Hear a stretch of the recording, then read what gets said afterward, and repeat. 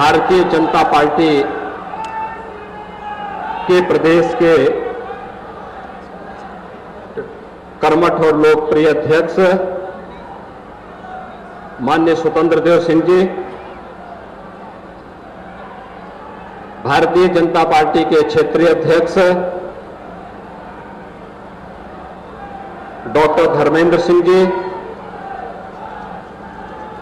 Bharatiya Janata party के वयोवृद्ध नेता पूर्व विधायक श्री नारायण उर्फ बुलाई भाई जी, लोकप्रिय सांसद श्री विजय दुबे जी,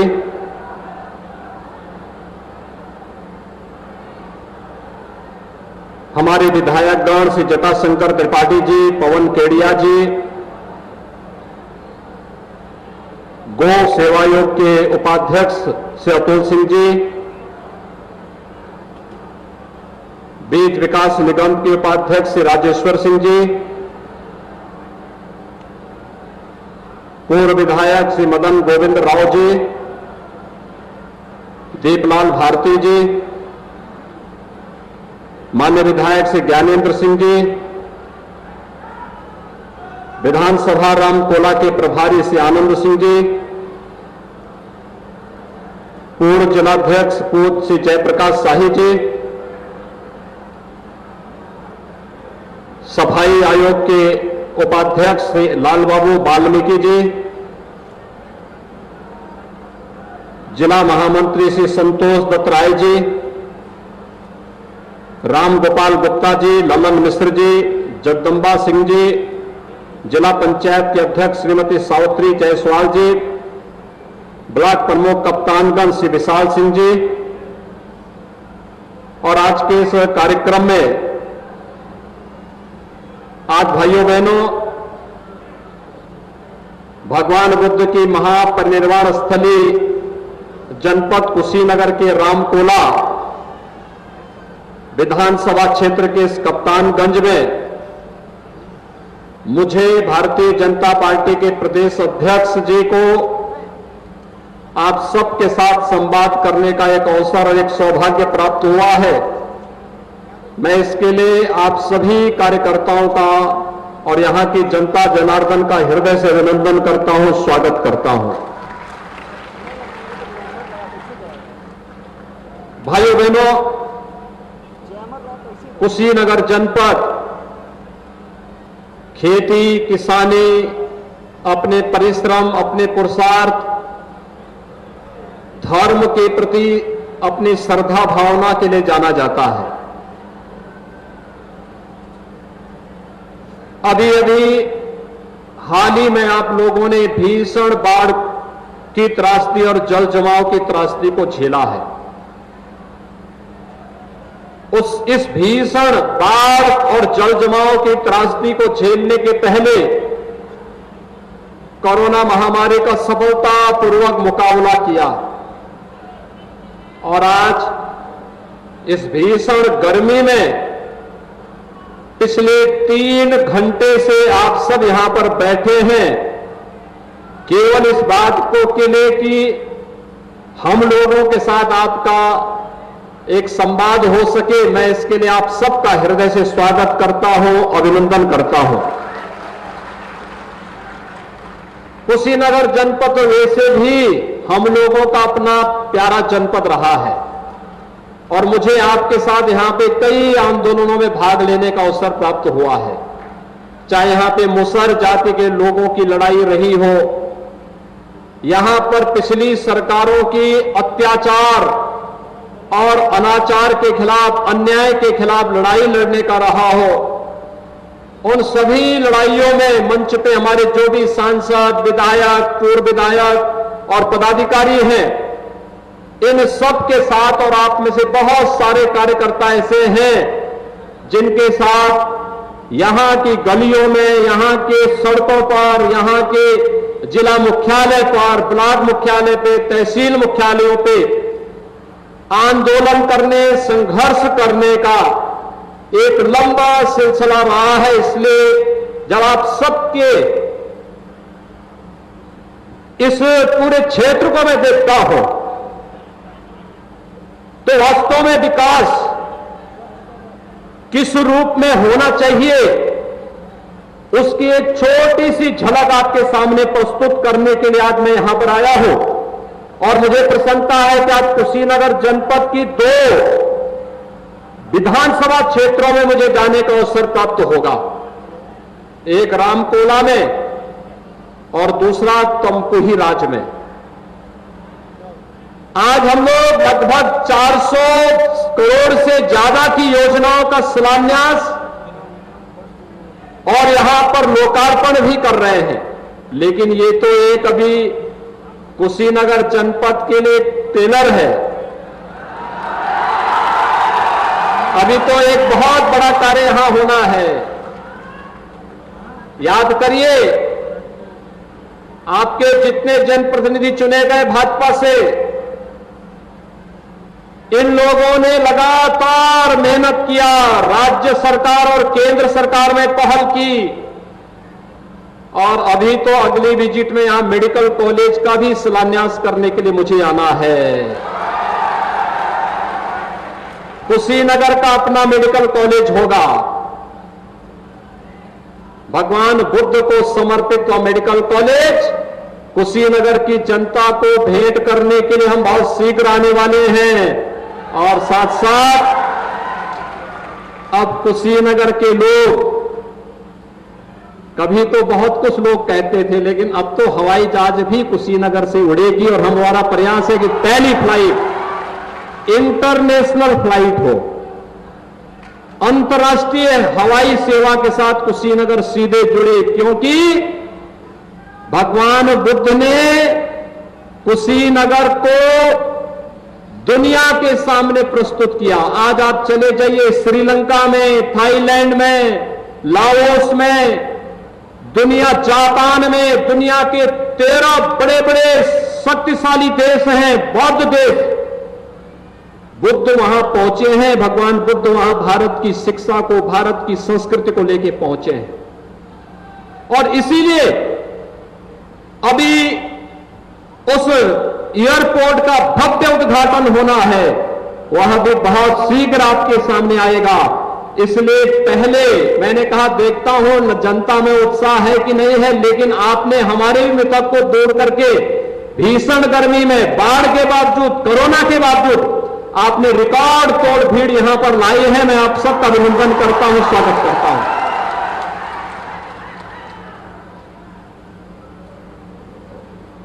भाइयों बहनों, आज यहां पर जो इस जिले के लिए हम 421 करोड़ की योजनाओं का लोकार्पण और शिलान्यास तो कर ही रहे हैं। अनेक प्रकार की परियोजनाएं हैं। आप देख रहे होंगे, ये सितंबर महीना है और 1977 से लेकर के 2017 तक सितंबर माह में कुशीनगर जनपद के 500, 700, 1000 के आसपास बच्चे इंसेफ्लाइटिस की चपेट में आते थे, उससे मरते थे और समय उनकी मौत होती थी। कितनी दर्दनाक मौत होती थी। लेकिन हम सब आभारी हैं प्रधानमंत्री मोदी जी के, जिन्होंने स्वच्छ भारत मिशन चलाया, शुद्ध पेयजल की स्कीम घर घर देने की कार्रवाई प्रारंभ की, और आज स्वास्थ्य की बेहतर सुविधाएं उपलब्ध हुई, तो इंसेफ्लाइटिस मरीज यानी दिमागी बुखार समाप्त, पूरी तरह समाप्त। अब तो नहीं है ना इंसेफ्लाइटिस, अब नहीं है। अब यहां का मासूम बच्चा और किसी मां को इस बात के लिए रोना नहीं पड़ेगा कि बीमारी की चपेट में उसका बच्चा आ गया है, क्योंकि अब तो देखभाल करने वाला और पूरे देश को एक अभिभावक के रूप में संभालने वाला देश के अंदर एक यशस्वी नेतृत्व मोदी जी के नेतृत्व में है। प्रधानमंत्री नरेंद्र मोदी जी सही मायने में देश के विकास, देश के राजनीतिक एजेंडे को उन्होंने बदला। जो देश की राजनीति 1947 में जाति, मत, मजहब, क्षेत्र, भाषा और परिवार और वंश तक सीमित थी, प्रधानमंत्री मोदी जी ने उसे गांव के लिए, गरीब के लिए, किसान के लिए, नौजवान के लिए, महिलाओं के लिए, बच्चों के लिए और बिना भेदभाव के समाज के प्रत्येक तबके के लिए पहुंचाया। और आज उसी का परिणाम है कि हर तबके के लोगों को विकास समान रूप से मिल रहा है, विकास सबका, लेकिन तुष्टीकरण किसी का नहीं। और भाइयों बहनों, तुष्टीकरण की राजनीति जब तक देश के अंदर थी तब विकास नहीं था, तब दंगे थे, तब भ्रष्टाचार था, तब अराजकता थी, तब आतंकवाद था, तब अत्याचार था, तब अन्याय था। लेकिन आज सबका साथ, सबका विकास और इसके साथ जुड़ता है सबका विश्वास। भाइयों बहनों, सबका साथ। हर गरीब को शौचालय, क्या शौचालय देने में किसी का चेहरा देखा गया? नहीं, हर गरीब को। राशन मिल रहा होगा ना आप लोगों को? राशन मिल रहा है, मिल रहा है राशन। क्या ये राशन 2017 के पहले भी मिलता था? क्योंकि तब तो अब्बा जान कहने वाले राशन हजम कर जाते थे।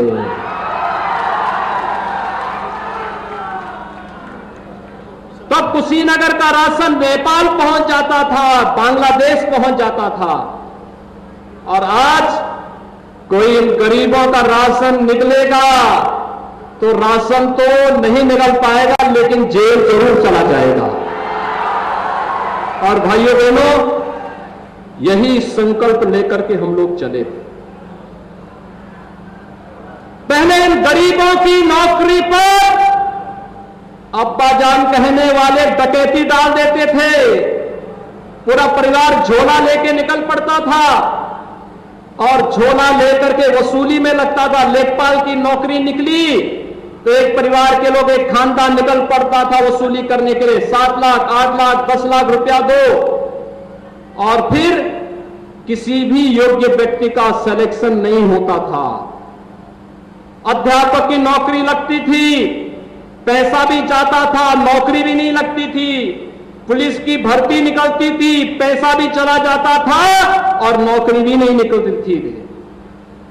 भाइयों बहनों, पिछले 4.5 वर्ष के दौरान 4.5 लाख नौजवानों को नौकरी दी है। 4.5 लाख नौजवानों को। ये महिला आरक्षी जितनी खड़ी है सब इसी दौरान भर्ती हुई है। किसी ने सिफारिश की है और किसी ने न पैसा दिया है। हां, अब्बा जान कहने वाले बहुत सारे मंजनों को खूब सबक जरूर सिखा देती है।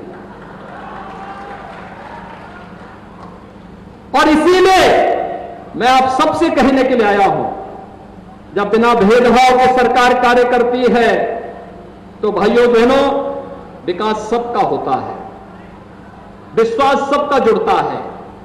मैं एक दिन बात कर रहा था, 5,51,000 आवास हमने एक साथ दिए। गृह प्रवेश की कार्रवाई थी। कुशीनगर की एक मुसहर महिला से मैं बात कर रहा था। मैंने कहा आपको मकान मिल गया? उसने कहा बाबा मिल गया। मैंने कहा मुझे कैसे पहचानती है? कहा बाबा आप 16 में हमारे यहां आए थे। मैंने कहा कैसे? कहा हमारे गांव, हमारे मोहल्ले में, हमारी बस्ती में भूख से मौत हुई थी। भाइयों बहनों, पिछले 4-4.5 वर्ष के अंदर कुशीनगर क्या पूरे प्रदेश में भूख से एक भी मौत नहीं हुई है। पहले भूख से मौतें होती थी क्योंकि गरीब का अन्न ये लोग खा जाते थे, सपा बसपा के लोग खा जाते थे, ये हजम कर जाते थे। लेकिन आज गरीब को अन्न मिल रहा है, फ्री में राशन मिल रहा है, निराश्रित महिलाओं को पेंशन मिल रही है, दिव्यांगजनों को पेंशन मिल रही है, हर गरीब को सुविधाएं मिल रही हैं। पहले बिजली नहीं मिलती थी, आज तो अगर आंधी तूफान ज्यादा बारिश हुई तो उस दिन भले ही छोड़ दिया जाए, बाकी 16 से लेकर के 24 घंटे बिजली हर जनपद के हर गांव में उपलब्ध करवाने की कार्रवाई हो रही है। भाइयों बहनों, क्योंकि विकास पर सबका समान अधिकार है। जितना विकास पर मेरा अधिकार है, जितना अधिकार विजय दुबे का है, जितना अधिकार अतुल सिंह का है और जितना अधिकार जटाशंकर त्रिपाठी का है, उतना ही अधिकार आपका भी उस विकास पर है। और यही कहने के लिए आज भारतीय जनता पार्टी आपके पास है। मोदी जी ने यही विजन दिया। कुशीनगर किसान बाहुल्य क्षेत्र है, किसानी यहां किसान मेहनती है, परिश्रमी है। गन्ने की खेती के माध्यम से उसने देश और दुनिया के सामने एक नई मिसाल प्रस्तुत की। केले की खेती, सब्जी की खेती कैसे होनी है, यहां का किसान नई तकनीक के साथ जोड़ करके समृद्धि का मार्ग प्रशस्त करता है।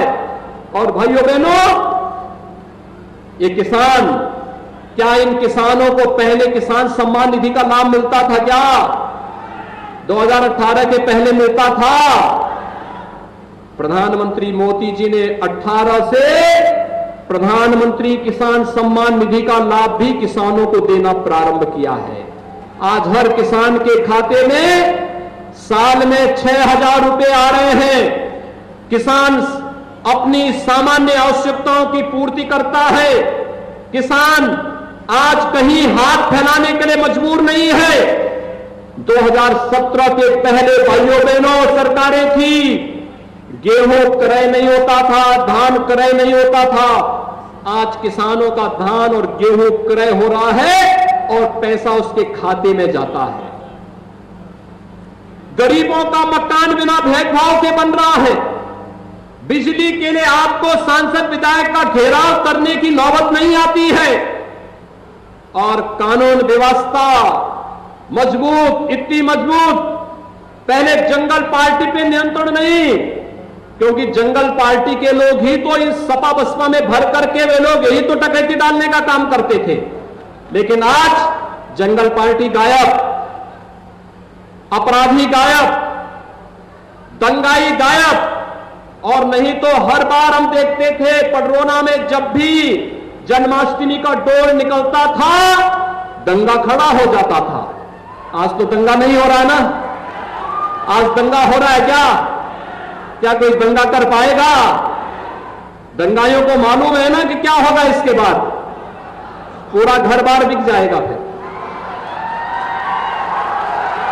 और इसीलिए आज दंगा कोई नहीं कर सकता, क्योंकि उसे मालूम है दंगा करके संपत्ति को नुकसान पहुंचाएगा, किसी व्यापारी की संपत्ति को, किसी गरीब की, किसी किसान की, किसी नागरिक की संपत्ति को नुकसान पहुंचाएगा, तो फिर 7 पीढ़ी उसको भरते भरते लग जाएगी, लेकिन फिर कभी भरपाई नहीं कर पाएगा। इसलिए दंगा भी अब समाप्त हो गया है। हर व्यक्ति अब काम धंधा ढूंढ रहा है।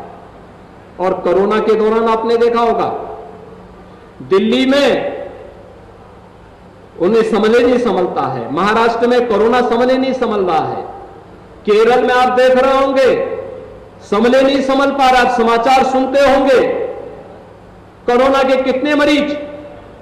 उत्तर प्रदेश की आबादी 24 करोड़, और 24 करोड़ की आबादी में उत्तर प्रदेश में कोरोना, आज कुल उत्तर प्रदेश के अंदर 14 मामले आए हैं, कुल 14 मामले। कोरोना गायब, एकदम कंट्रोल में है। कोरोना के भूत को हमने बोतल में बंद करके रख दिया है। लेकिन केरल में संभले नहीं संभल पा रहा है। केरल की आबादी उत्तर प्रदेश की आबादी की 8वां हिस्सा है। दिल्ली की आबादी उत्तर प्रदेश की आबादी का 12वां हिस्सा है। महाराष्ट्र की आबादी उत्तर प्रदेश की आधी है। लेकिन कोरोना नहीं संभल रहा है, क्योंकि जनता के प्रति नीयत साफ नहीं है। अगर जनता को जनार्दन मान करके इन लोगों ने सेवा की होती, तो भाइयों बहनों कभी नहीं इस प्रकार की अनियंत्रित स्थिति नहीं थी। मोदी जी की बात को पहले दिन मान करके उसको लागू किए होते, राजनीति नहीं किया होती, ऐसा नहीं होता। और मेरा आप सबसे अनुरोध है, कोरोना को नियंत्रण करने के लिए आप सबने सरकार का, मोदी जी का और मेरा पूरा समर्थन किया, सहयोग किया। लेकिन अभी सावधानी बरतनी है। हमें कोरोना का टीका लगाना है। हर व्यक्ति कोरोना का टीका लगाएगा। सबको टीका, फ्री में टीका। और कुशीनगर तो इतना ज्यादा, अब तक मुझे बताया गया लगभग 8 लाख लोगों ने कुशीनगर के अंदर टीका लगा दिया है। एकदम 8 लाख लोगों ने। और सबको मोदी जी फ्री में टीका दे रहे हैं। विदेशों में इस टीके का दाम 3,000 से लेके 5,000 रुपया है, और यहां मोदी जी फ्री में टीका दे रहे हैं। फ्री में टीका, सबको टीका, निःशुल्क टीका। और इसीलिए हमने कहा कि आभार मोदी जी कि आप हमारी जनता को फ्री में टीका दे रहे हैं। यानी यह टीका सुरक्षा कवच है हम सबको कोरोना महामारी से बचाने के लिए। नहीं तो आप अमेरिका का हाल देख रहे होंगे। अमेरिका दुनिया की सबसे बड़ी ताकत। 6.5 लाख से ज्यादा लोग मर गए अमेरिका में। लेकिन भाइयों बहनों, देश के अंदर मोदी जी ने कोरोना से भी बचाया और देश को भूख से भी बचाया। किसी को भूखों नहीं रहने दिया। सबको फ्री में राशन, सबको फ्री में राशन। और भाइयों बहनों, मैं आप सबसे ही कहने के लिए आया हूं, आपसे मैं यही अपील करने के लिए आया हूं। यहां पर बात उठी थी गन्ना किसानों की, और भाइयों बहनों, मैं आप सबको आश्वस्त करता हूं, एक एक गन्ना किसान का पाई पाई चुकता करवाएंगे। कोई आपका पैसा लेके नहीं जा सकता है, और नहीं तो कार्रवाई बहुत सख्त करेंगे, बहुत सख्त कार्रवाई करेंगे। कोरोना महामारी थी, चीनी एक्सपोर्ट नहीं हो पाई। जो चीनी विदेशों में जानी थी नहीं हो पाई, नहीं जा पाई। अन्यथा याद करिए 2016-17 में 8 वर्ष का गन्ना मूल्य का बकाया था। 2007 से 2017 तक कुल 95,000 करोड़ रुपए का गन्ना मूल्य का भुगतान 10 वर्षों में हुआ था, और आज 4.5 वर्ष में 1,43,000 करोड़ रुपए का गन्ना मूल्य का भुगतान हम लोग कर चुके हैं। जो गन्ना मूल्य 8,000 करोड़ रुपए से कम का बकाया रह गया है, इसको भी नया सीजन आने के पहले हम भुगतान करने के लिए सभी चीनी मिलों को अंतिम अल्टीमेटम दे चुके हैं कि वही गन्ना मूल्य का भुगतान करो, और नहीं किए तो फिर कार्रवाई को झेलने के लिए तैयार रहो। और भाइयों बहनों, ये कोरोना ने अर्थव्यवस्था को प्रभावित किया। राजस्व कम हुआ है। अन्यथा हम तो चाहते थे कुशीनगर और देवरिया में एक नई चीनी मिल आनी चाहिए। हमने यहां के लोगों के लिए पिपराइच में तो एक बड़ी चीनी मिल फिलहाल दी है, लेकिन कुशीनगर और देवरिया तो पूर्वी उत्तर प्रदेश में चीनी का कटोरा कहा जाता था, और हमारी इच्छा थी ये चीजें हो। राजस्व में काफी हम लोगों को उस समय नुकसान उठाना पड़ा, क्योंकि लॉकडाउन, मार्केट बंद, आवागमन बंद, सब कुछ बंद। आय नहीं, लेकिन जनता की सेवा, फ्री में उपचार देना है, फ्री में राशन देना है, फ्री में भोजन देना है, फ्री में सारी कुछ सब कुछ देना है। ये सब कुछ करने के लिए पैसे की आवश्यकता, जो जमा पूंजी थी वो जनता जनार्दन के लिए समर्पित कर दी गई, और जनता जनार्दन के लिए समर्पित कर दी गई तो जो विकास के पैसे को रुकना भी नहीं था। सड़क बन रही है, पुल बन रहे हैं, हॉस्पिटल बन रहे हैं, एयरपोर्ट बन रहे हैं, हाईवे बन रहे हैं, पंचायत भवन बन रहे हैं, पेयजल की स्कीम बन रही है। जनता की सामान्य आवश्यकताएं किसी को रुकने नहीं दिया। लेकिन हां, 1 साल 2 साल के लिए चीनी मिलें जो बराबर लगती, पिपराइच में चीनी मिल लगी, मुंडेरवा में लगी, रमाला में लगी, मोदीनपुर में लगी, ऐसे हम चाहते थे कुशीनगर और देवरिया में भी चीनी मिल लगे। लेकिन भाइयों बहनों, सरकार बनाने के लिए फिर से हम सबको अंगड़ाई लेनी पड़ेगी। भारतीय जनता पार्टी और मोदी जी के मार्गदर्शन और नेतृत्व में एक बार फिर से भारतीय जनता पार्टी की सरकार के लिए कमर कसिए, और फिर से हम लोग नई चीनी मिल लगाने की कार्रवाई को आगे बढ़ाने का कार्य करेंगे। आपको चिंता नहीं करनी है। मैं तो आपसे आज केवल 6 महीने का समय मांगने आया हूं, और इसीलिए मैंने रामकोला से शुरुआत की है। रामकोला से, क्योंकि आप जानते हैं प्रभु राम के जन्मभूमि के मंदिर निर्माण का कार्य भी जब बीजेपी की सरकार प्रदेश और केंद्र में मोदी जी प्रधानमंत्री बने तभी यह कार्य संभव हो पा रहा है। आप खुश हैं अयोध्या में राम मंदिर बनने से? क्या खुश हैं? आप सब लोग हाथ खड़ा करके थोड़ा मुझे बताइए, क्या अयोध्या में राम मंदिर से खुश हैं ना सभी लोग? क्या सपा के समय मंदिर बन जाता?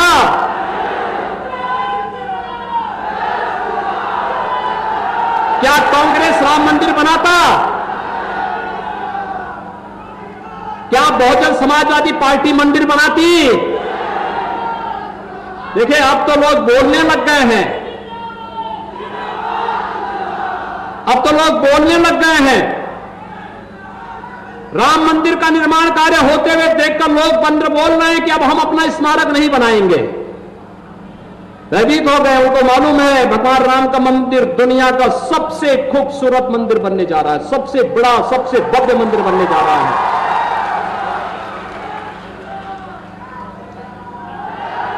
क्या राम भक्तों पर गोली चलाने वाले राम मंदिर बनाते? क्या गोली चलाने वाले और दंगा कराने वाले कश्मीर से धारा 370 को हटाते? तालिबान का समर्थन करने वाले क्या 3 तलाक को रोकते? तो भाइयों बहनों, फिर इस जातिवादी और वंशवादी मानसिकता को प्रदेश की जनता कतई बर्दाश्त न करे। याद रखना, बिच्छू कहीं होगा तो डसेगा ही। सावधान होकर के आपसे यही कहने के लिए आया हूं। 7 वर्ष, 7.25 वर्ष मोदी जी को प्रधानमंत्री के रूप में आपने देखा होगा। न थके, न रुके, न डिगे, न झुके, निरंतर देश के लिए, गांव के लिए, गरीब के लिए, किसान के लिए, नौजवान के लिए, महिलाओं के लिए, समाज के प्रत्येक तबके के लिए कार्य कर रहे हैं। और आज मैं भी आपसे यही अपील करने के लिए आया हूं। मोदी जी की प्रेरणा से, उनके मार्गदर्शन से पिछले 4.5 वर्ष में बिना रुके, बिना थके, बिना डिगे, बिना हटे हम लोगों ने जनता जनार्दन की और प्रदेश की सेवा की है। अगर 4.5 वर्ष बिना रुके, बिना थके हम कार्य कर सकते हैं, कोई अपना पराया नहीं देखा गया। जो प्रदेश का है वो अपना है, किसी के साथ भेदभाव नहीं। तो क्या अगले 6 महीने भारतीय जनता पार्टी के राष्ट्रवादी और विकास के मिशन के लिए आप समर्पित करेंगे? सभी लोग तैयार हैं? कमल का फूल लेकर के जो आएगा वह भारतीय जनता पार्टी का प्रत्याशी, जिसको घोषित होगा कमल के फूल के साथ, वो आपका प्रत्याशी होगा। क्या इस संकल्प लेंगे? यह संकल्प सही मेरे सामने बोलना है, तय है ना? तो आप सबसे ये अपील करने के लिए अभी से कमर कस करके याद रखना, जीत का मायने तब है अगर आपको लगता है कि मोदी जी ने और योगी जी ने अच्छा काम किया है, तो सभी विपक्षी दलों की जमानतें आने वाले समय में जब्त होनी ही चाहिए। तैयार हैं सभी लोग? दोनों हाथ खड़ा करके बोलेंगे, जय श्री राम, जय जय श्री राम, जय जय श्री राम। बहुत बहुत धन्यवाद अपने प्रेरणाशील और मार्गदर्शन के साथ अपने जीवन में सभी को